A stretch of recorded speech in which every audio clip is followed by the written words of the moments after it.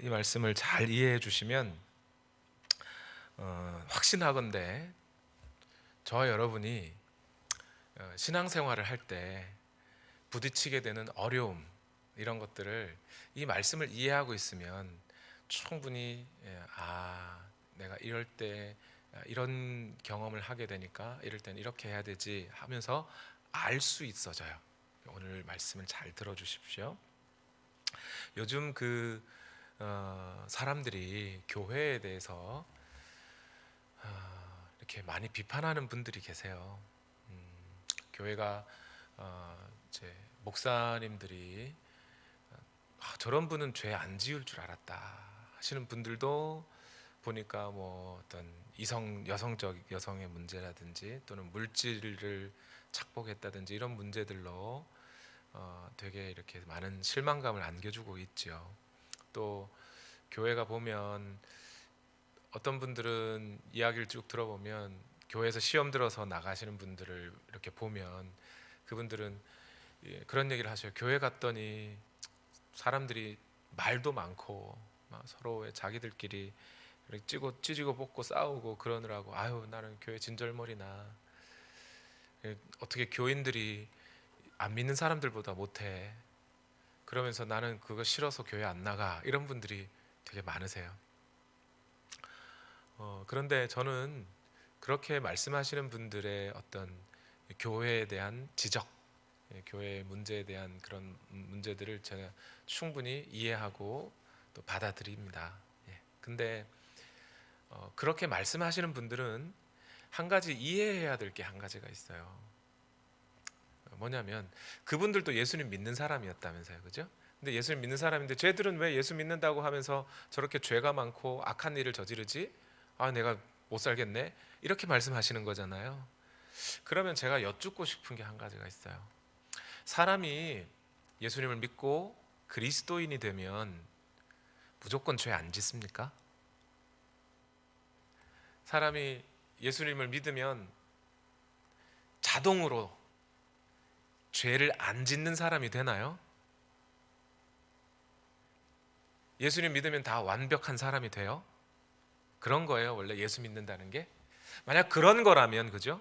그런 거라면 쟤들 예수님 믿는다면서 저렇게 잘못 사는 거 보니 하나님이 없네? 이렇게 말해도 되겠지만 그게 아니라 만약 예수님을 믿어도 여전히 죄를 지을 수 있는 존재요. 죄의 유혹이 어떤 면에선 더 크게 와닿을 수 있는 존재라면 그게 그리스도인이라면 말입니다. 그러면 그리스도인들이 죄를 짓는다고 해서 그것 가지고 시험 들면 안 되죠. 그렇죠? 네. 오늘 본문이 사실은 그 이야기를 하고 있어요. 그래서 제가 미리 이렇게 말씀을 드려요. 여러분, 오늘 본문을 보면 이런 구절이 나와요. 로마서 7장 18절과 19절에 같이 한번 읽어볼까요? 시작. 나는 내 속에 곧 내 육신 속에 선한 것이 깃들여 있지 않다는 것을 압니다. 나는 선을 행하려는 의지는 있으나 그것을 실행하지는 않으니 말입니다. 또 19절 나는 내가 원하는 선한 일은 하지 않고 도리어 원하지 않는 악한 일을 합니다. 여러분, 이 말을 하고 있는 분이 누구세요? 사도 바울이에요. 사도 바울. 지금 예수님은 원래 하나님이셨으니까 그렇다 치고 교회에서 가장 하나님 말씀을 잘 알고 있고 하나님 말씀의 그 본질을 잘 전하고 있고 또 교회를 세우고 사람들을 구원하는 일로 자기의 모든 것을 쏟아서 의로운 행위를 잘 하고 있다고 지금 역사상 가장 위대한 목회자가 있다면 사도 바울을 꼽잖아요. 그리고 그 당시에도 이미 사도 바울은 아주 훌륭한 사역자, 선교사로 알고들 있었어요. 그런데 사도 바울이 지금 로마서 편지를 쓰면서 이렇게 말하는 거예요. 나는 내 속에 곧 내 육신 속에 선한 것이 깃들여 있지 않다는 것을 알게 되었습니다. 이래요. 나는 선을 행하려고 하지만 그것을 실행하지는 않으니 말입니다. 나는 내가 원하는 선한 일은 하지 않고 도리어 원하지 않는 악한 일을 합니다. 사도 바울이 그렇게 말을 하는 거예요. 이미 예수님, 만약에 사도 바울이 옛날에 내가 예수님 믿기 전에 이랬습니다, 그런 얘기라면 이해할 수 있죠. 예수님 믿기 전에 이렇게 나쁜 사람이었는데, 마음이 복잡하고 절망이고 죄가 많고 선한 걸 찾아볼 수 없는 그런 사람이었는데 예수님 믿고 나 이렇게 깨끗하고 정결한 사람이 되었습니다, 이러면 얼마나 좋겠어요. 근데 지금 사도 바울이 이미 목회를 하고 있고 복음을 전도하고 있고 많은 사람들에게 성령을 나누고 그렇게 하면서 살아가고 있는 그 목회자가 말입니다. 그 위대한 사도가 이렇게 말해요. 내 속에 선한 것이 없습니다, 이래버려요. 나는 내가 원하는 선한 일은 하지 않고 내가 원하지 않는 악한 일을 자꾸 합니다. 이러니까 사람들이, 이 성경 로마서 7장을 읽는 분들이 진짜? 아니 이게 진짜 바울의 고백이 맞아? 하면서 학자들마다 서로 의견이 다 달랐어요. 이거는 바울이 자기 자신에 대한 얘기를 하는 게 아니고 옛날에 예수 믿기 전에 이야기를 하는 거다. 또 어떤 분들은 아니다, 이건 지금 예수 믿을 때 자기가 사도로서 성숙한 그리스도인으로서 살아갈 때 그 속에 있는 내면의 갈등을 이야기한 거다. 또 어떤 분들은 둘 다 틀렸고 그냥 이 사도 바울이 어떤 그 율법에 따라서 양심의 가책은 받지만 아직 거듭나지는 않은 어떤 그 한 사람을 두고 이야기하는 거다. 이렇게 여러 명의 의견이 다 달라요. 제가 조사를 해봤더니요, 아주 20세기 들어서 훌륭한 어떤 신학자들은, 20세기 현대 신학자들은 이건 불신자의 고백이다 이렇기도 하고요. 옛날에 칼빈이나 루터 같이 청교도 지금부터 한 200~300년 전에 또는 종교 개혁기에 있었던 신학자들은 이건 그리스도인, 성숙한 그리스도인의 고백이다. 그리고 또 어떤 목사님은 이거는 그냥 가상의 인물을 두고 설명한 거다, 이렇게도 해요. 여러분은 어떠신 것 같아요? 오늘 여러분 이거 로마서 7장 이 후반부를 읽어봤잖아요, 그죠? 이게 예수님 안 믿는 사람의 고백 같습니까? 믿는 사람의 고백 같습니까? 저는 뭐라고 생각할까요? 저는 처음에 이 구절을 제가 고등학교 아마 1학년, 2학년인가? 그때는 성경을 막 읽어서라기보다 찬양 중에 이렇게 그런 찬양이 있었어요. 실수하여 힘을 잃고 피곤하여 지칠 때 하나님 왜 나를 이렇게 연약한 존재로 지으셔서 나를 낭만케 하시나요? 이런 찬양이 있었어요. 주찬양이라는 그룹에.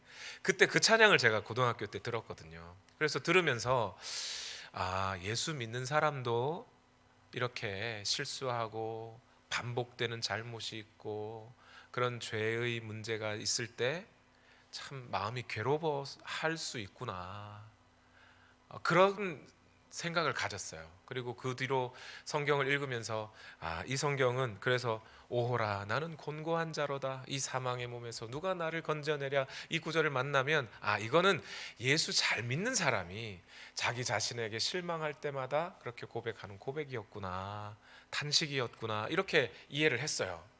그러다가 신학교 신대원에 딱 갔는데 그 당시로는, 그러니까 지금도 그렇지만 로마서 해석에 있어서는 세계 최고의 권위자라고 하는 더글라스 무라는 분이 있어요.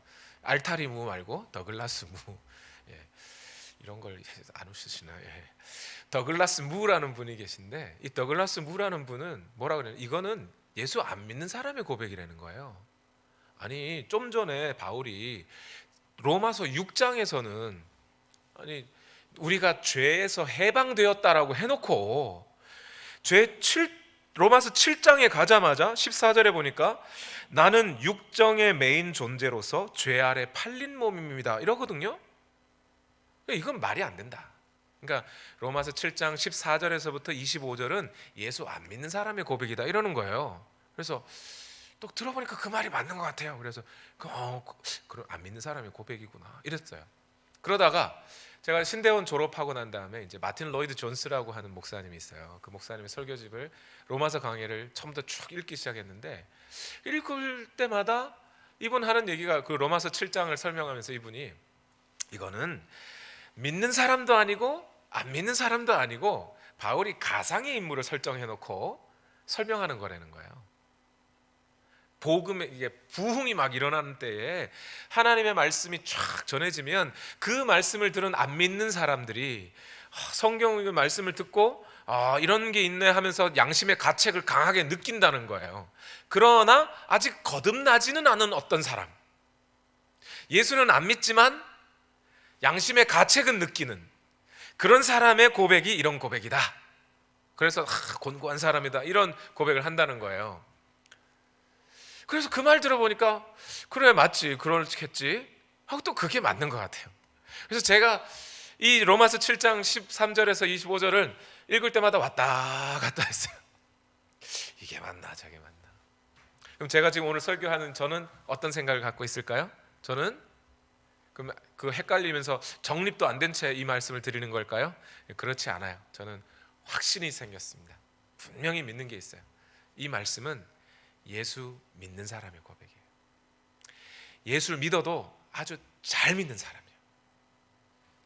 하나님의 말씀을 마음 깊숙이 집어넣고 생각하고 묵상하고 내 마음속에 올라오는 어떤 죄의 정욕들까지도 그것들과 싸우면서 전쟁을 해보는 그런 성숙한 신앙인이 하는 고백이 오늘 고백이더라는 거예요. 그걸 분명히 믿게 됐어요. 왜 그러냐면 제가 이유가 있습니다. 오늘 본문에 보면요, 로마서 7장 13절에서 오늘 우리가 25절까지 읽었잖아요. 여기 7장 13절에서 25절에 나라는 사람이 나와요. 여러분 성경책 있으면 아니면 여러분 한번 보세요. 나라는 단어가 몇 번 나올 거예요. 내 속에 곧 내 육신 속에 나는 하나님의 법을 즐거워하나 나는 선을 행하지 않습니다. 이렇게 말하잖아요. 이 나가 30번 정도 나와요. 거기다가 로마서 7장 전체를 살펴보면 한 40번 나옵니다. 40번 넘을 수도 있어요. 근데 그 40번 중에 어떤 나는 바울 자신이요, 어떤 나는 가상의 인물을 상정한 것이요, 이 구분이 되던가요? 오늘 여러분 읽으실 때 요거는 바울이 자기를 얘기하는 거고 이거는 바울이 어떤 가상의 인물을 설명하는구나 하면서 이렇게 읽어지던가요? 아니죠. 그냥 다 나 그러니까 이거는 바울 자신을 얘기하는 거지 누구를 따로 뭐 이렇게 상정하고 얘기하는 게 아닌 것 같아요.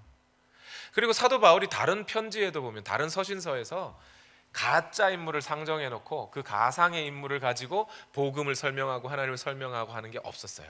이건 바울 자신을 얘기하는 게 맞아요.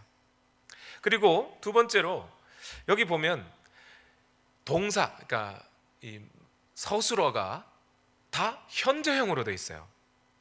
내 속사람은 하나님의 말씀을 기뻐합니다. 내가 원하는 것을 하지 않습니다. 원하지 않는 그것을 합니다 하면서 다 현재형으로 설명하고 있어요. 현재.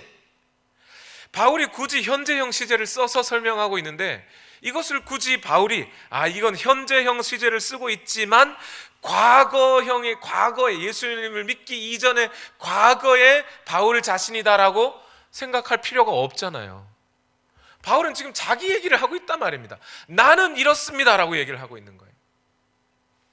그리고 무엇보다 중요한 게 있어요. 여러분 로마서 6장과 7장 전체에 걸쳐서 지금 바울이 얘기하고자 하는 목적이 뭐예요? 무슨 얘기를 지금 하고 싶은 거예요? 자 보세요.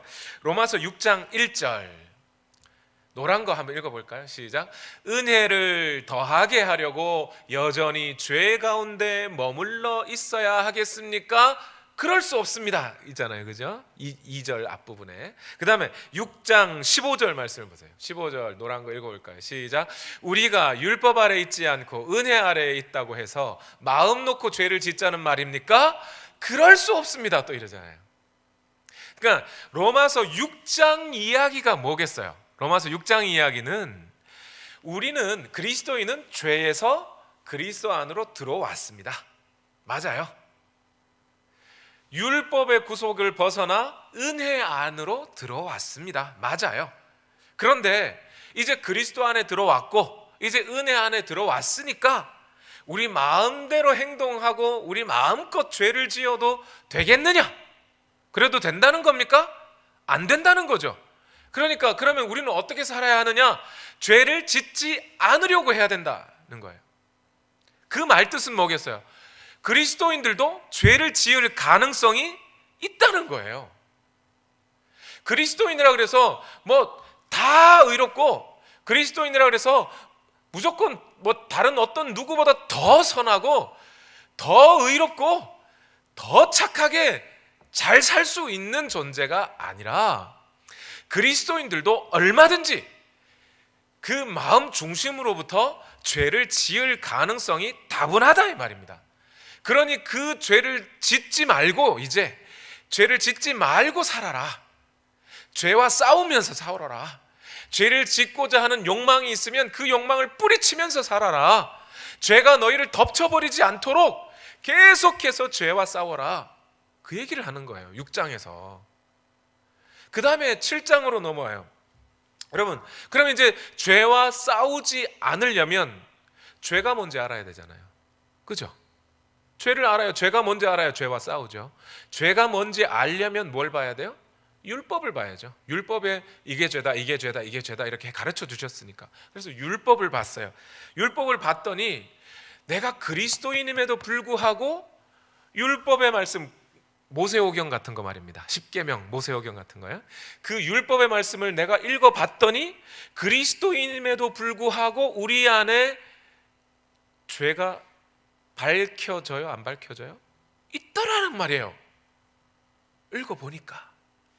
우리가 이제 지금 제가 로마서 성경 공부를 하고, 그 로마서 강의를 설교를 하고 있는데, 우리가 이전에 이제 로마서 성경 공부를 또 했었잖아요. 그때 로마서 성경 공부를 하는데 로마서 1장, 2장에 보면, 로마서 특히 1장에는 하나님의 율법을 중심으로 그 율법에 드러난 죄가 무엇인지를 싹 요약해서 전해줘요, 바울이. 그때 로마서 1장을 우리가 읽으면서, 읽고 공부하고 막 설명해 드리면서 한 집사님이 나중에 그 얘기를 해요. 목사님, 로마서 1장 공부하는데 미치는 줄 알았어요, 이래요. 그 말이 무슨 뜻이냐면요, 내가 분명히 그리스도인인데, 나 거듭난 사람인 줄 알고 나는 이제 예수 잘 믿고 산다고 알았는데, 로마서 1장에 바울이 율법의 설명을, 율법의 죄를 설명해 놓은 그 부분을 딱 보니까 어때요? 내가 또 죄인이란 말이에요. 그 내가 예수 안 믿는다는 건가? 막 정신이 사나워지는 거죠. 그래서 목사 미칠 것 같아요, 이런 얘기예요. 그게 뭐예요? 지금 사도 바울도 그렇다는 거예요. 바울도 죄와 싸우려고, 죄를 이겨내려고 그렇게 그리스도 안에 들어온 상태에서 싸워봤는데, 그래서 율법을 살펴봤는데 율법이 자꾸 우리 속에 있는 죄를 지적하고 들춰내더라는 겁니다. 그래서 로마서 7장 7절에 이렇게 말한 거예요. 율법이 죄입니까? 그러면 그럴 수 없습니다. 율법이 죄라서 자꾸 우리가 죽게 된, 율법 앞에 서보니까 죄냐? 아니, 율법은 선한데 죄가 우리 안에 있었어. 그래서 그 죄 때문에 더 내가 죄인으로 드러나 버렸어요. 이게 무슨 고백이에요? 그리스도인의 고백. 그리스도인이니까 싸워보고 이런 얘기 하는 거 아닙니까? 안 싸워보고 이런 말을 할 리가 없죠. 그리고 여기 와서 이 로마서 7장까지 와가지고 바울이 굳이 안 믿는 사람 얘기를 할 필요가 없을 거 아니에요. 믿지 않는 사람 이야기를 여기까지 와가지고 6장 7장까지 와서 죄와 싸워야 된다, 율법을 바로 알고 율법 앞에서 죄를 발견하고 싸우라고 하는 이 말을 하고 있는 이 입장에서 왜 바울이 하필 옛날로 돌아가서 예수 믿기 전에 마음속에 있었던 그 갈등을 못하라 얘기하겠어요? 그럴 이유가 없죠. 그러니까 이러한 이유들 때문에 저는 이 본문의 말씀이 100% 예수 그리스도 잘 믿는 그런 성숙한 그리스도인이 갖고 있는 내면의 갈등, 그 얘기를 하고 있는 겁니다. 자, 그러면 이제 이렇게 해보셔야 돼요. 만약 이 본문이 우리 안에 있는 그 내면의 갈등에 관한 이야기라면, 그리스도인들도 이렇게 이 내면이 참 갈등 많은 존재라는 것을 고백하고 있는 사도 바울의 정직한 고백이라는 것을 우리가 알았다면 말이에요, 이 본문의 말씀을 우리는 이제 어떻게 받아들여야 될까요? 동굴에 한 10명 사람이 모였다고 생각해봐요. 근데 동굴 바깥에 뭐가 있는지 잘 모르겠어요. 그래서 10사람이 그 동굴 안에서 이야기하고 있다가 서로 얘기하다가 우리 한 명이 나가보기로 하자. 그래서 한 명이 나갔어요. 나가봤더니 거기가 철벽 낭떠러지네 하고 그냥 뚝 떨어져 죽었어요. 자, 그러면 나머지 9사람, 동굴 안에 있는 9사람은 뭐라고 생각하겠습니까? 저 사람은 떨어져 죽었지만 나는 안 떨어져. 저 사람은 중력의 영향을 받아서 떨어져 죽었지만 나는 안 떨어져, 이러겠습니까? 아니면 나도 저렇게 떨어질 수 있구나라고 생각하겠습니까? 전자예요, 후자예요? 후자죠. 그죠? 그래야 맞죠, 그죠? 자, 오늘 사도 바울이 자기의 내면, 자기가 그렇게 잘 믿고 예수님을 믿고 사도로 살아감에도 불구하고 내 속에 선한 것이 없고 내 속에 죄악을 가득하고 내 속에 이런 갈등들, 나는 하나님의 법을 따르고 싶은데 내 육신의 법이 나를 놓지 않고 있네 하면서 자기 자신을 비참한 사람이라고 드러내는, 솔직하게 드러내는 이 고백을 하는, 이 고백을 보면서 우리는 뭐라고 생각해야 되겠어요? 나는 아니야, 나는 저런 죄가 없어, 이렇게 해야 되겠습니까? 아니면 내 속에도 그것이 있었지, 내 속에도 이런 잘못들이 있었지, 그래야 되겠습니까? 전자예요, 후자예요? 후자겠죠, 당연히. 그러니까 오늘 이 말씀은 저와 여러분이 읽으시면서 내 속에 있었던 갈등이 이거였구나. 바로 내가 예수님을 믿고 살아간다고 하면서도 왜 나는 여전히 이 모양 이 꼴인가? 왜 나는 여전히 왜 이렇게 한치의 의로움도 발견하지 못하는, 의로워지지 못하는 그런 인간으로 내가 살아가고 있었던가 하는 그 갈등의 원인이 바로 여기 있었구나를 발견해야 된다는 거예요. 이해하시겠죠? 자, 그래서 저는 오늘 여기에서 여러분 이 본문의 말씀에서, 이 사도 바울의 고백에서 저와 여러분이 4가지를 꼭 발견해야 돼요. 4가지. 바울이 고백하는 것 중에 4가지. 첫 번째, 율법과 나와의 관계. 율법과 나와의 관계. 이게 뭐냐면, 자, 같이 말해 볼까요? 율법은 선하다. 그런데 나는 악하다. 그 율법이 나를 선하게 만들어 줄 수 없다. 그 얘기예요. 그게 오늘 핵심이에요. 율법은 선하고 내 속의 죄는 악한데 그 율법이 나의 죄의 문제를 해결해 주지는 않더라. 그게 바울의 발견이에요. 자, 로마서 7장 13절과 14절, 그게 핵심인데 13절 말씀 같이 읽어봅시다. 시작. 그러니 그 선한 것이 나에게 죽음을 안겨주었다는 말입니까? 그럴 수 없습니다. 그러나 죄를 죄로 드러나게 하려고 죄가 그 선한 것을 방편으로 하여 나에게 죽음을 일으켰습니다. 그것은 계명을 방편으로 하여 죄를 극도로 죄답게 되게 하려는 것이었습니다. 자, 여기까지만 일단 읽어요. 13절에 그 선한 것이 이랬어요. 그 선한 것이 뭐예요? 그게 뭐냐면 그 선한 것, 그러니까 로마서 7장 7절에서 12절까지 설명했던 걸 설명하는 거예요. 그러니까 로마서 7장 7절에서 12절은 율법이 선하다, 그 얘기를 했거든요. 그러니까 7장 13절에 있는 바로 그 선한 것, 이 선한 것은 율법을 말하는 겁니다. 그 율법이 나에게 죽음을 안겨주었습니까? 율법이 나를 죽였습니까? 율법이 살인자입니까? 이 얘기예요. 아닙니다. 율법이 살인자가 아닙니다. 그러나 율법은 선한 것인데, 즉 어떤 선한 거예요? 율법은 하나님의 것을 드러내줘요. 하나님의 뜻을 알려준단 말입니다. 우리 인간에게 하나님이 무엇을 원하는지를, 그걸 밝혀주는 게 율법이라고요. 그런데 그 율법 앞에 서봤더니 내가 죄인으로 드러나 버렸어요. 그래서 그러면 율법이 악한 게 아니고 죄가 나쁜 거예요. 내 속에 있던 죄가 나쁜 거예요. 그런데 죄는 그 율법을 가지고 나를 더 죄인 만들어 버렸어요. 그러니까 율법이 나를 선하게 해줄 수 없다, 이 말입니다. 마치 율법은 무엇과 같은 거냐면 도로교통 표지판 같은 거예요. 뭐냐면 교통 표지판 이정표, 이런 이정표, 안내 표지판, 그러니까 이쪽으로 가십시오 이렇게 알려졌다고요. 이쪽으로 가는 게 옳은 길이에요. 그런데 그 이정표가 우리를 그쪽으로 갈 수 있는 힘을 줘요, 안 줘요? 안 줘요. 이정표만 보고 아, 저쪽이 바른 길이구나 알면 우리가 가게 됩니까? 못 가요. 율법이 하는 역할이 그거더라는 거예요. 율법은 하나님의 뜻을 밝혀내고 우리 안에 죄가 있다는 걸 알려주긴 하지만 우리에게서 죄의 문제를 해결해 주지는 못해요. 그게 율법이에요. 여러분, 바울이 예수님을 만나기 전에 율법에 대해서 갖고 있었던 생각이 어떤 거냐면요, 빌립보서 3장 4절에서 6절 말씀 보면 이런 말씀이 있어요.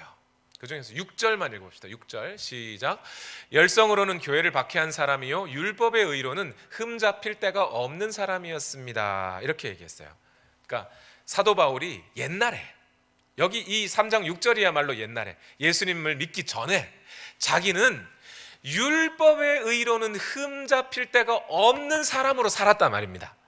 이거를 가지고 어떤 분들은 야, 바울이 그렇게 교만했겠냐, 나는 의로워, 나는 흠이 없어, 이렇게 해서 교만했을까? 그러니까 교만의 문제가 아니고 이게 뭐냐면 범생이 공부 잘하는 애예요. 그냥 말 그대로 선생님이 묻는 질문 다 답하고 선생님도 못 푸는 문제 다 풀고 자기는 그거 다 알고 있었다.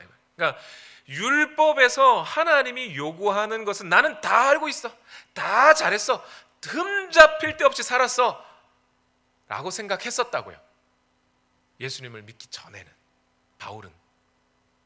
그런데 예수 그리스도 안으로 들어와서 율법에 대한 눈이 새로 열린 거예요. 율법은 그냥 살인하지 말라 그러면 살인 안 하면 되는 줄 알았어요. 안식일을 지켜라 그러면 땀만 안 나면 되는 것인 줄 알았다고요. 그 점에 있어서는 철저하게 지켰단 말이에요. 나는 범생이야, 잘 지켰어 이 말이에요. 율법이 나를 고발한 적이 없어요. 그게 예수 믿기 전에 바울의 생각이었어요. 그런데 예수 믿고 났더니 어떻게 했다는 거예요? 로마서 7장 14절 났더니 우리는 율법이 신령한 것인 줄 압니다. 여기서 우리라는 말은 그리스도인들을 얘기해요. 그리스도인들을 통칭해서 우리는 그리스도인들은 율법이 신령한 것인 줄 압니다, 이런 뜻이에요. 신령한 것 이러니까 또 한국 분들은 무당 생각하시죠. 무당. 신령한 무당, 율법이 신령해? 이렇게 되는데 그런 뜻이 아니고, 이 신령하다는 말은 영적인 것을 말해요. 영적인 것, spiritual. 율법은 영적인 거더라. 누가요? 그리스도인들은 율법을 영적인 것으로 이해하게 됐습니다. 이게 무슨 얘기냐면, 율법이 영적이다. 영적이라는 말은 율법이 뭘 드러내요? 영이신, 거룩하고 의로우신 하나님의 말씀으로서 하나님의 영이신 하나님의 말씀을 드러내요. 오늘 우리 안에 있는 이 인간 내면에 있는 그 모든 문제들까지도, 그래서 뭐라 그래요? 관절과 골수와 및 영과 혼을 찔러 쪼개기까지 하신다 이러잖아요. 우리의 내면에 있는 그 모든 영적인 것까지를 다 드러내는 것이 율법이더라는 겁니다. 과거에는 사도 바울이 율법은 그냥 겉으로 드러난 행위들을 잘 철저하게 지키면 다 지키는 것인 줄 알았는데, 이제 그리스도인이 되고 보니 율법은 그 우리 안에 있는 그 모든 내면의 죄악들과 영적인 것들을 다 드러내버리는 말씀들이에요. 그걸 알게 됐어요. 율법은 영적인 것이더라.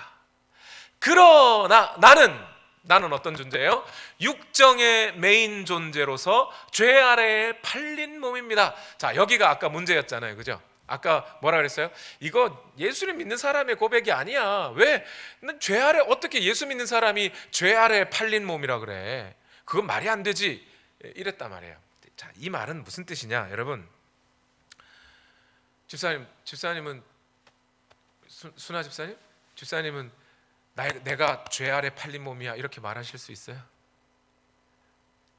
어렵죠. 그래서 사람들이 이 말을 그리스도인의 고백이라고 안 믿었던 거예요. 근데 이 말 뜻이 뭐냐면, 이 말 뜻을 잘 이해해야 돼요.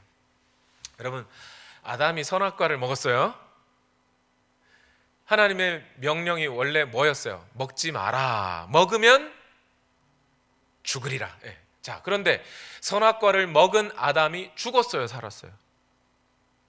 살아있네? 당장 목숨 딱 끊긴 게 아니었잖아요. 근데 성경은 분명히 죽는다 그랬단 말이에요. 이게 무슨 뜻이겠어요? 아담이라는 존재를 나무로 생각해봐요. 나무. 자, 태풍이 막 작년인가 재작년에 태풍 엄청나게 불 때가 있었어요. 태풍 불었더니 저희 옆집에 어떤 그 집을 지나가는데 보니까 집 앞에 있던 이만한 아름드리 나무가 뿌리째 뽑혀서 넘어가 있더라고요. 근데 뽑힌 지 얼마 안 되나 봐요. 쌩쌩해요. 아주 싱그러워요. 그런데 뿌리가 뽑혀 있어요. 산 거예요, 죽은 거예요? 죽은 거죠. 뿌리가 뽑혔잖아요. 죽은 거예요. 그때로부터 이 나무는 어떻게 돼요? 점점점 말라 비틀어질 거예요. 아담이 선악과를 먹고 정령 죽으리라 했으므로 하나님과 떨어져 버렸어요. 뿌리가 뽑힌 거예요. 원래 아담은 어떤 존재였어요? 흙으로 사람을 지으시고 생기를 불어넣으시니 산자가 되었더라. 그가 산자예요. 근데 하나님과의 관계성이 끊어져 버리니까 그는 죽은 자예요. 이제 아담은 살아있어도 눈으로 보기에 그는 살아있지만 죽은 자라는 거예요. 죽어가는 거예요. 그날로부터 그 아담은 죽는 거예요. 그냥 아담은 그날로부터 흙인 거예요. 그냥 육체인 거예요. 그에게 하나님의 영이 없습니다. 그에게 하나님의 생명력이 없어요. 육체예요. 죽은 거예요. 그거는. 이해하시겠죠? 아담 이후에 태어난 우리 모두가 그 아담이 가졌던 죽은 몸, 죄의 몸을 갖고 산단 말이에요. 바울이 그리스도인이 되어가지고요, 예수님을 믿고 율법을 받아들이고 지키려 그 율법의 말씀을 마음 깊숙이 살아보니까 그 율법대로 사라져요? 안 사라져요? 안 사라져요. 왜 그렇지 하고 계속 고민하고 생각하고 갈등하고 봤더니 내가 이 죄의 몸이 살아있잖아요. 아직 분명히 그리스도인은 새 사람인 게 맞아요. 새 생명에 참여한 바 되었어요. 그리스도 안에 있으면 누구든지 새로운 피조물이라, 이전 것은 지나갔으니 새 것이 되었도다. 그게 맞아요. 우리 새 것으로 새 생명을, 하나님의 영으로 부어진 새 생명을 얻었단 말이에요. 얻었는데 이 죄의 몸이 남아있잖아요. 이게 이 죄의 몸은 아담의 죽은 몸, 죄의 몸, 그거란 말이에요. 정령 죽으리라고 하신 하나님의 법이 아직도 하나님의 말씀이기 때문에 우리는 아직까지 비록 새 생명을 얻었지만 이 죄의 몸을 갖고 살아가야 돼요. 이 몸은 죄가 통로예요. 이건 썩어 비틀어지는 몸이에요. 그래서 이걸 죽을 몸이라고 하는 거잖아요. 바울이 발견한 건 뭐냐면, 율법은 영적인데 나라는 존재는 여전히 이 죄의 몸을 끌고 살아가는, 그래서 이 몸 가운데 죄가 움직이고 죄가 살아다니는 그런 존재가 나더라. 율법은 영적이나 나는 육정의 메인 존재로구나, 이 말이에요. I am a flesh. 나는 육적인 존재로구나. 이거 그리스도인이니까 발견하는 거예요. 그리스도인이 아니면 그냥 그 육체로 살다 끝나는 겁니다.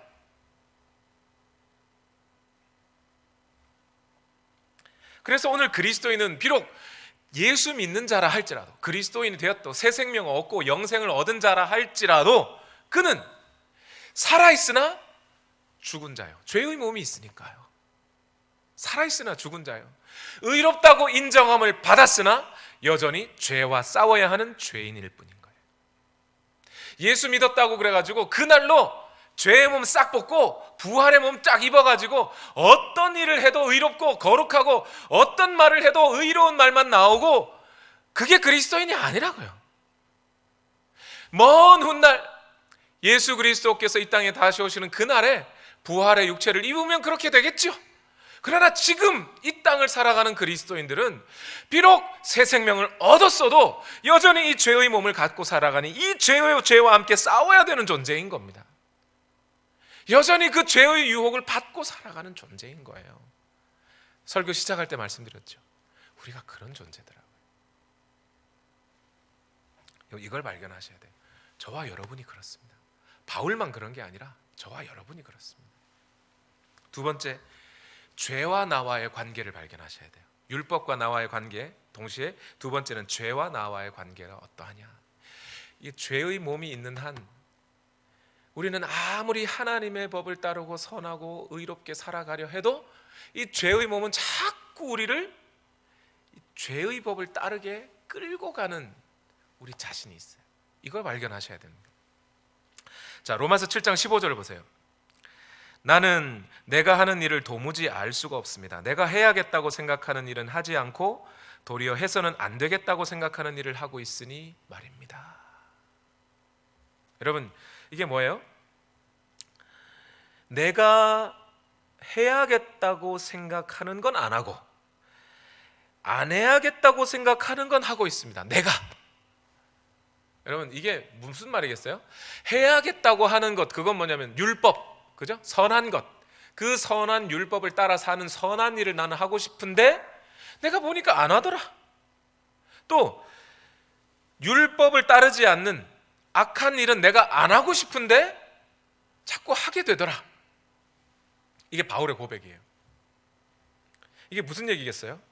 율법에 간음하지 말라 했는데 바울이 간음했다는 얘기입니까? 율법에 살인하지 말라 했는데 살인했다는 얘기예요? 바울은 간음하거나 살인하지 않았어요. 그죠? 그러면 뭔 얘기입니까 이게? 바울은 지금 무슨 얘기를 하고 있냐면, 여러분, 바울은 율법이 영적인 걸 알았잖아요. 그 영적인 율법이 안에 들어오니까 미움도 살인이 돼요. 미운 게 살인이에요. 마음으로 음욕을 품는 것도 간음이에요. 예수님 말씀대로, 예수님이 그대로 설명해 주셨잖아요. 바울이 율법을 발견해 보니까 그렇더라는 겁니다. 뿐만 아니라 율법 몇 개 지키면 그 몇 개 지켰다는 것으로 바짝 교만해져 가지고 나는 의롭다고 생각하고 있고, 내가 의롭다는 얘기는 하나님이 우리를 의롭게 해주실 필요도 없다는 얘기가 되잖아요. 분명히 하나님은 우리를 의롭게 하시겠다는데, 그러니 내가 하나님을 놀리는 거죠. 하나님 나 벌써 다 의로워졌는데 메롱 하고 있는 그 마음이 내 안에 생기더라는 말입니다. 그 얘기예요. 지금 내가 원하는 일은 하지 않고 원치 않는 일을 자꾸 하더라. 나는 분명히 하나님 잘 섬기고 싶고 나는 분명히 하나님 말씀에 순종하고 싶은데 내 육신에 내 죄가 있어서 자꾸 그쪽으로 내가 끌려가더라. 나라는 존재가 그렇더라.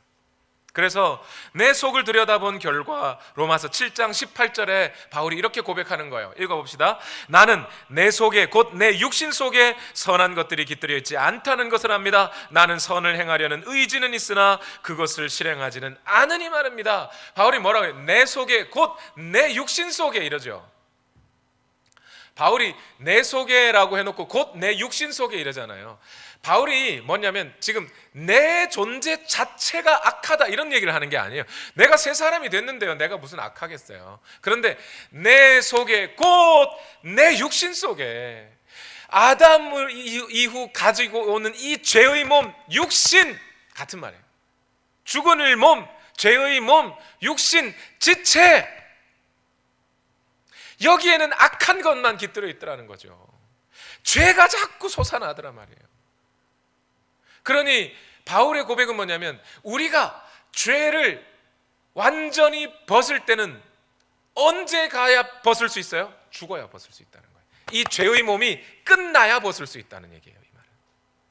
그 전까지는 어떻게 해야 돼요? 우린 계속 죄와 싸워야 돼요. 세 번째로 넘어갑니다. 자, 이런 이해 속에서 사도 바울이 발견한 게 뭐냐? 나는 비참한 존재구나. 내가 그리스도인이 되었음에도 불구하고 이 죄의 몸이 있는 한 하나님의 법을 따르고 싶어도 잘 따르지 못하는 그런 존재였구나. 그걸 발견한 거예요. 그러니까 그리스도인 안에는, 성숙한 그리스도인일수록 이 고백이 있어요. 나는 비참한 존재구나. 오호라, 나는 곤고한 자로다. 이 고백이 그리스도인 안에 있단 말입니다. 자, 로마서 7장 21절에서 24절 읽어보겠는데, 여러분 7장 21절에서 24절까지 말씀에는 법 이런 얘기가 막 나와요. 근데 여러분, 법이라는 단어가 꼭 율법만을 얘기하는 게 아니라 어떤 힘, 세력, 아니면 뭐 법칙, 우주의 원리, 이런 뜻일 수 있잖아요. 그래서 그걸 제가 약간 괄호에 넣고 이렇게 해석을 좀 넣어봤어요. 그 괄호를 따라서 한번 읽어봅시다. 시작. 여기에 나는 원리 하나를 발견하였습니다. 곧 나는 선을 행하려고 하는데 그러한 나에게 악이 붙어 있다는 겁니다. 나는 속사람으로는 하나님의 법 율법을 즐거워하나 내 지체에는 다른 세력이 있어서, 다른 힘이 있어서 내 마음의 세력과 맞서 싸우며 내 지체에 있는 죄의 세력 아래로 나를 포로로 만드는 것을 봅니다. 나는 비참한 사람입니다. 누가 이 죽음의 몸에서 나를 건져주겠습니까? 자, 사도 바울이 지금 자기 존재 자체가 죽었다, 존재 자체가 악하다, 이 얘기를 하는 게 아니죠, 그죠? 나는 맨날 죄에게 질 수밖에 없어, 나는 이 나쁜 놈이야, 이런 얘기를 하는 게 아니고, 죄의 몸을 가지고 살아가는 나를 봤더니 나는 정말 하나님의 뜻을 따라 살고 싶은데 이 죄의 몸은 자꾸 나를 죄의 법, 죄의 세력 아래로 나를 끌어오는 것을 보는도다. 나 참 비참한 사람이구나. 이걸 하나님의 율법 앞에서 발견하는 거예요. 그리스도인으로 살아온 지가 벌써 10수년, 20년 다 됐는데도 난 이거 하나 못 본 존재구나. 그걸 지금 바울이 발견하는 거죠. 여러분, 실제로 성경 속에 위대한 신앙인들일수록 이 나는 비참한 자입니다라는 고백을 많이 했어요. 베드로가 예수님을 처음 만났을 때 예수 그리스도께서 메시아임을 발견하고 베드로의 고백이 뭐였습니까? 주여 나를 떠나소서, 내가 죄인입니다. 베드로는 그랬어요. 선지자 이사야가 하나님의 영광을 체험하고 이제 이스라엘 백성들에게 가서 하나님의 말씀을 증거하고 전하라고 하는 하나님의 사명을 받아 가졌을 때 이사야가 뭐라 그래요? 죽게 되었도다. 화로다 나여, 내가 죽게 되었구나. 무슨 얘기예요? 이 세상이 죄인이라, 하나님의 말씀의 율법을 들어보니까 이 세상에서 가서 이 하나님의 말씀을 전해줘서 이 세상이 죄라고 고백해야 되는데 그 율법을 먼저 받은 선지자가 자기를 봤더니 내가 죄인이더라, 내가 죽게 됐구만. 그 고백이었다. 다윗도 마찬가지죠. 다윗이 얼마나 착하고 훌륭하고 사람들이 보기에 야, 쟤는 죄 안 저지를 거야 라고 했던 사람 아닙니까? 그 사람이 사울 왕도 얼마든지 죽일 수 있는데도 불구하고 안 죽이고, 그죠? 저 사람 하나님이 나 세운 왕인데 어떻게 내가 죽여? 그럴 수 없지 하면서 그냥 옷만 딱 찢어가지고 나왔잖아요. 그 정도로 착한 사람이에요, 다윗이. 그런데도 음욕이 올라오는 순간 밧세바를 범해버리죠. 그거 숨기려고 우리아를 죽여버리죠. 그래놓고도 근 1년 동안 회개하지도 않고 자기 잘못을 인정하지도 않고 살아요. 자기 속에 있는 그 죄 덩어리, 그걸 인정하지 않았던 거죠. 그러다가 선지자 나단이 와서 하나님의 말씀을 딱 갖다 대주니까 드디어 다윗이 자기 속에 있는 죄를 발견하고 시편 51편 3절에 뭐라 그래요? 나의 반역을 내가 잘 알고 있으며 내가 지은 죄가 언제나 나를 고발합니다. 내 속에 죄가 있었군요. 하나님, 내 속에 죄가 있었군요. 내게 정결한 마음을 주시옵소서 이러잖아요. 성숙한 신앙인들일수록 자기의 죄와 죽음을 더 깊이 더 뼈저리게 발견하더라고요. 다윗은 밧세바를 범하고 우리아를 죽이고 나서야 비로소 자기 안에 죄가 있다는 걸 발견한 거고, 사도 바울은 그 전에 자기 속을 하나님 말씀에 따라 자기 속을 비춰봤더니 자기 안에 죄가 있다는 걸 발견한 거고, 그 차이죠. 결국 고백은 똑같은 고백인 거예요. 여러분 안에 이 고백이 있어야 된다고요. 하나님의 말씀이 여러분 안에 떨어지는 순간, 아, 은혜로다, 감사합니다, 할렐루야, 내가 복 받겠네, 아니라니까요. 하나님의 말씀이 떨어지면 떨어질수록 이 죄의 육신을 입고 살아가는 우리는 내가 죽게 됐네, 내가 죽게 됐네, 아이고 나 죽네, 아이고 나 죽네, 아 나는 비참한 자로다. 그게 자꾸 발견이 돼야 돼. 그게 성숙한 그리스도예요. 그러나 거기에 너무 오래 머물면 안 됩니다. 그죠? 바울이 그 다음에 곧장 발견해요. 그 비참한 나 같은 죄인을 누가 건져줄 수 있을까? 누가 나를 건져줄 수 있을까? 근데 우리 주 예수 그리스도를 통하여 하나님께 감사하리로다. 왜요? 그분은 나를 건져주시니까. 나는 내 힘과 내 노력과 내 의지를 가지고 열심히 율법을 가지고 싸워봤지만 안 돼요. 내 의지력으로는 안 돼요. 내 노력으로는 안 돼요. 율법을 지킬 수 없고 죄를 이길 수가 없어요. 그러나 내게 능력 주시는 자 안에서 내가 그것을 할 수 있으니 하나님이 나를 건져주시니, 그리고 뿐만 아니라 장차 이 죄의 몸에서 나를 건지실 것이니. 그래서 여기 뭐예요? 죽을 몸도 살리시리라. 그래서 로마서 8장으로 7장 끝나잖아요. 이제 8장으로 넘어가면 성령과 부활에 관한 이야기를 하는 거예요. 그래서 지금 8장이 그냥 나온 게 아니고, 자, 로마서 7장 24절과 25절 읽어봅시다. 아, 나는 비참한 사람입니다. 누가 이 죽음의 몸에서 나를 건져주겠습니까? 우리 주 예수 그리스도를 통하여 나를 자, 여기서 여러분 죄송합니다, 다시 끊어서 건져주시는 없어요. 헬라어 원어를 보니까 건져주신이라는 말이 없어요. 그러니까 건져주신, 그러니까 또 과거로 갈 것 같잖아요. 건져주신이 없고 우리 주 예수 그리스도를 통하여 하나님께 감사를 드립니다, 이렇게 돼 있어요. 자, 그렇게 읽어봅시다. 시작.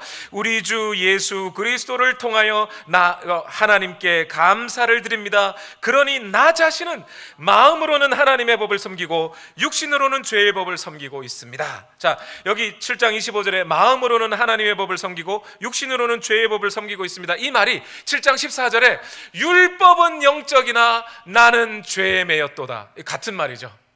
같은 뜻인 거예요. 나는 이제 그리스도인으로서 거듭난 나는 마음으로는 하나님의 법을 쫓아서 또 살고, 하나님의 법을 쫓아 살지만 비록 죄의 몸이 있어서 내 육신은 자꾸 죄의 소욕을 따라서 가고 죄를 범할 수밖에 없고, 또 미움이 생기고 질투가 생기고 음욕이 생기고 교만해지고 내 마음속에 있는 그런 갈등들이 쭉 올라오지만, 그러나 내 마음으로는 하나님의 법을 섬기고 있고 하나님께서는 반드시 나를 건져주실 것을 믿으니 감사합니다, 이 고백을 하는 거예요.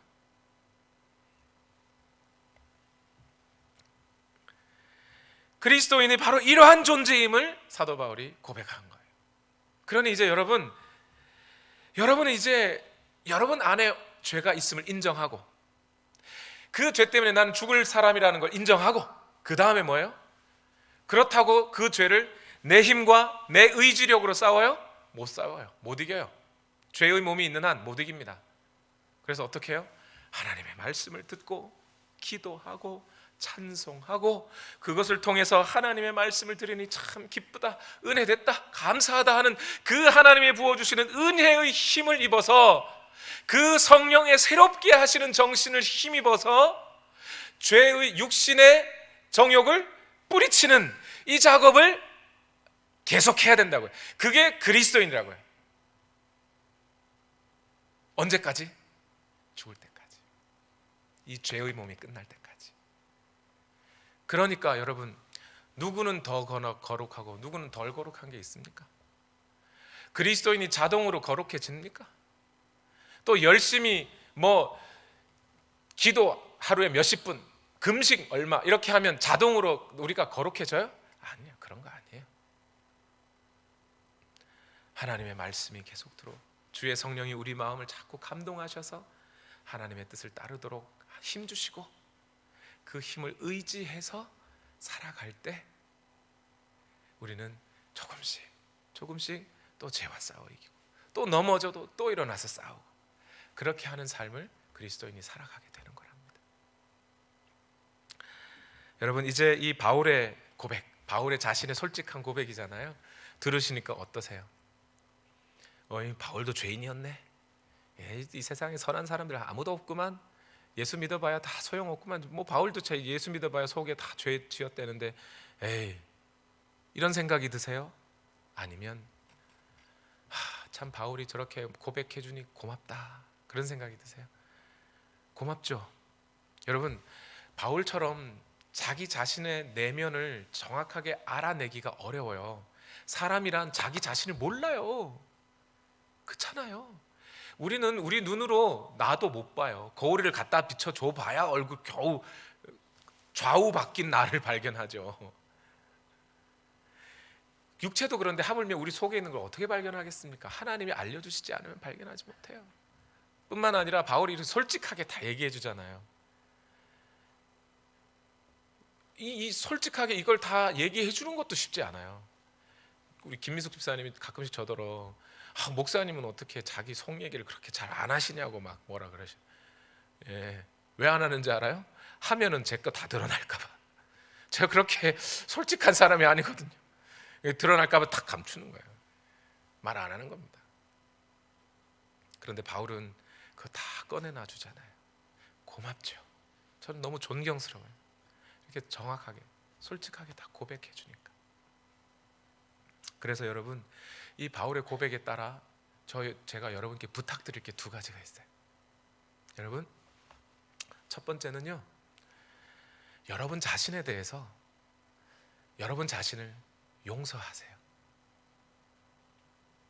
이게 무슨 얘기냐면, 우리가 그리스도인으로 살아가다 보면 나는 왜 이렇게 모자랄까?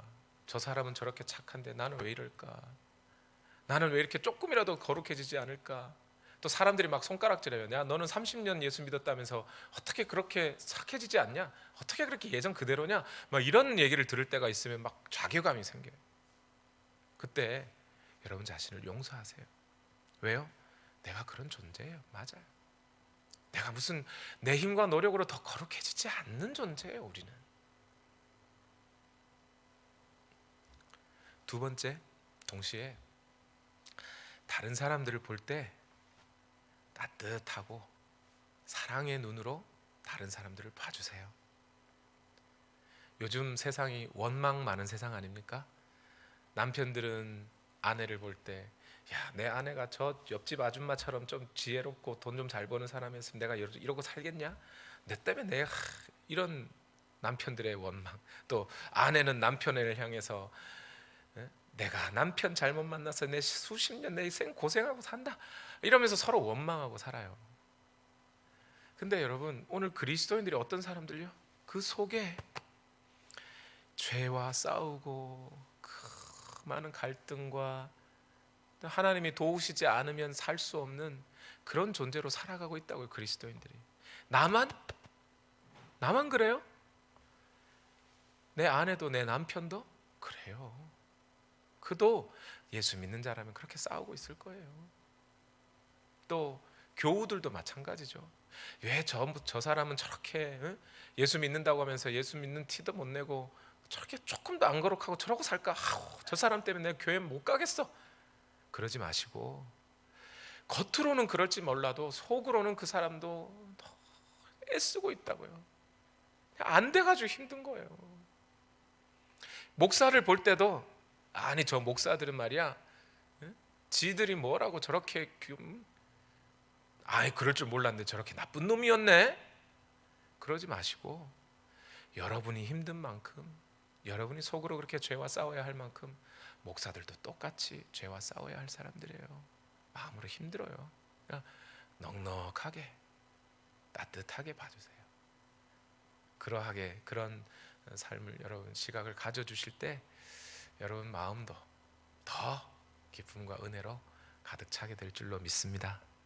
아멘. 기도하십시다. 우리 시간 다 같이 하나님의 말씀에 의지해서 기도하실 때에 하나님, 내가 그렇습니다. 하나님, 내가 비참한 사람입니다.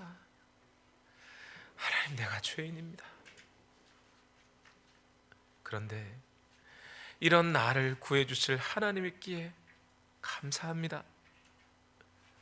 부활의 첫 열매로 나를 구원하신 우리 주 예수 그리스도가 있기에 감사합니다.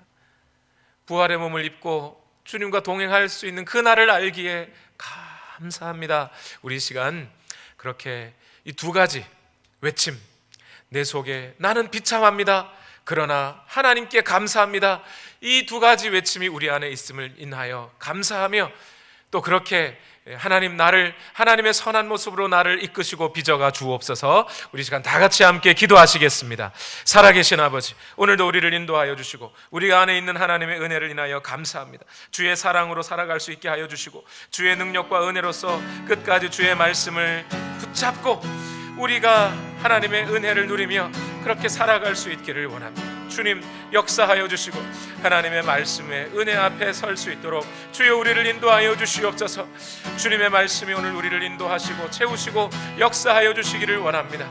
주의 은혜로서 우리를 채워 주시옵소서.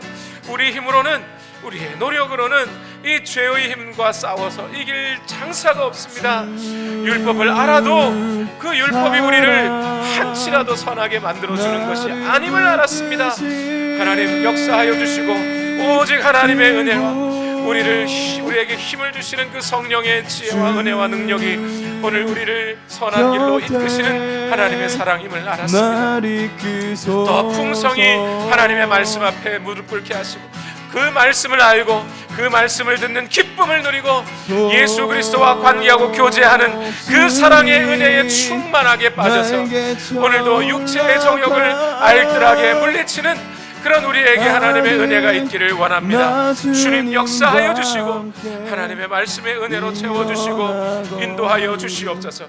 하나님, 사랑으로서 인도하여 주시기를 원합니다.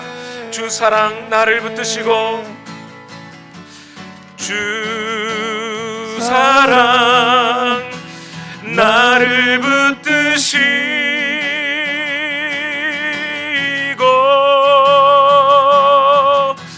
주 곁에 날 이끄소서.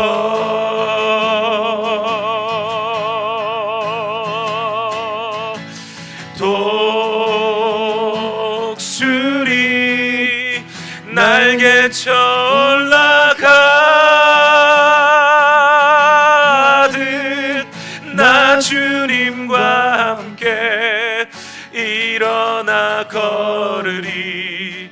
주의 사랑 안에, 주 사랑 나를 붙드시고, 주 사랑 나를 붙드시고,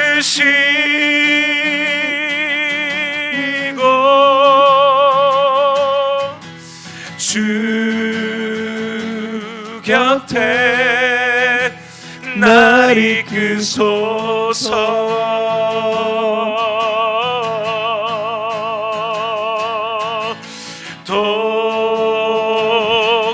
독수리 날개쳐 올라가듯 나 주님과 함께 일어나 걸으리. 주의 사랑 안에.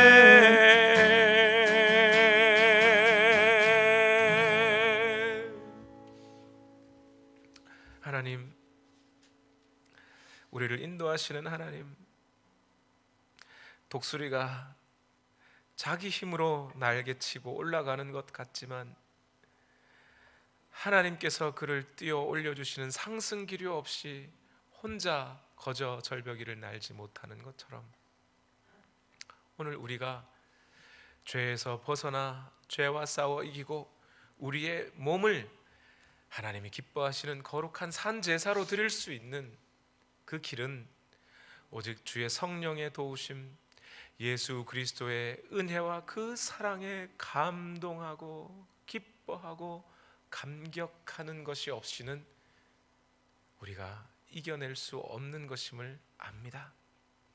주여, 그러니 비록 이 비참한 삶을 살아간다 할지라도 오늘 우리는 하나님의 은혜를 힘입어 끝까지 이 싸움 싸워내고 주님 앞에 승리하는 자로 설 수 있기를 원합니다. 내가 싸우는 자 같으나 주님 나를 싸우게 하시고 주님 나를 힘주시고 주님이 나의 힘 되셔서 싸워가니 주여, 주님 모든 영광을 주님 홀로 받으시고 주의 은혜를 허락하여 주옵소서. 오늘도 인도하신 하나님께 모든 감사와 찬송 올려드립니다.